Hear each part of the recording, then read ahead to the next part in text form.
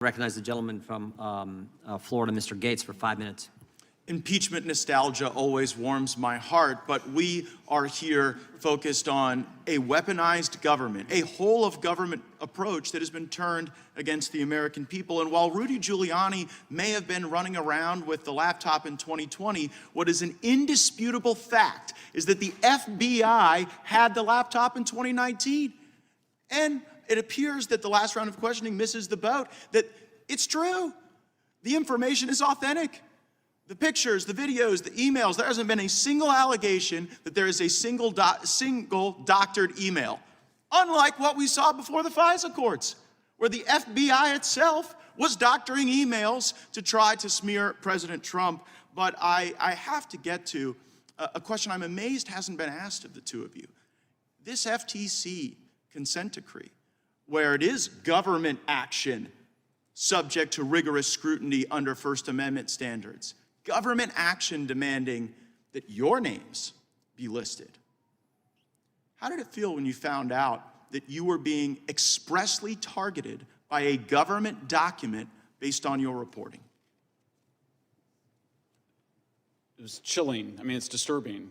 I never thought that would happen in the United States of America, to be perfectly honest. I've lived in a bunch of authoritarian countries. I've visited a lot of authoritarian countries. Never thought this kind of thing would be going on here. And the nexus to authoritarianism is the desire to control the nature of truth itself. Our understandings change about things. We learn new things. We challenge prior assumptions.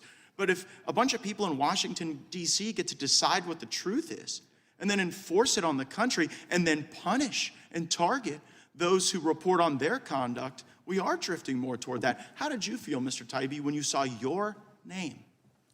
I was upset, obviously. I lived in Russia during the 90s and early 2000s. I was there when Putin took power. I was friends with a group of very brave, muckraking reporters in Russia, many of whom didn't make it. A few of them were murdered after Putin came to power. So I've always been conscious of how the risks that other reporters take in other countries are incredibly severe, and that's one of the reasons why I'm motivated to protect the First Amendment, because our country has the best protections for reporters in the world. But this kind of thing, where the government is looking for information about reporters, it's usually a canary in the coal mine that something worse is coming in terms of an effort to exercise control over the press. And so on that level, it's absolutely disturbing. Also, the Aspen Institute report that we published today, talked about today in the Twitter Files thread, one of their recommendations was that the FTC be empowered to have unlimited power to search all data of private companies so that they could more freely and more accurately search the speech of ordinary citizens. So as we're trying to put downward pressure on the government's expanding authority to be able to engage in what we see mostly from dictatorships, what you're reporting and what you're observing is that actually they view this as a growth industry, the information business, right?